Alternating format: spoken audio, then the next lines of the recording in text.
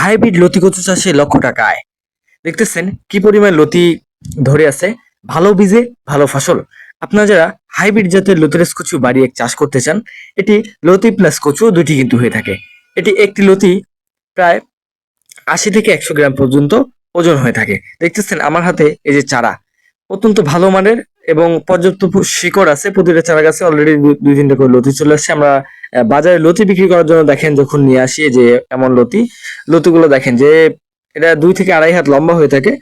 আর এই যে চারাগুলো দেখেন কত সুন্দর চারা। এই চারাগুলো কিন্তু রোপণের মাত্র 35 থেকে 40 দিন পর থেকে আপনার গাছ থেকে লতি উঠানো শুরু করতে পারবেন। তো এটি লাগানোর নিয়ম হচ্ছে ধানের জমির মতো করে কাদা করে জমিটা লাগাই দিতে হবে। একদিকে 1 হাত, সারি থেকে সারি দূরত্ব হবে 1.5 হাত। তো এভাবে লাগাই দিতে হবে। তো খুবই সহজ পদ্ধতি। তো যারা ভালো মানের চারা খুঁজতেছেন, আমাদের বাসাটা হচ্ছে নাটোর জেলা বড়গ্রাম থানাতে অবস্থিত। আমরা দেশের সকল জেলায় চারাগুলো কিন্তু পাঠিয়ে থাকি। এখনই রোপণের উপযুক্ত সময় দেরি না করে এখনই কল করুন স্ক্রিনে দেওয়া নাম্বারে।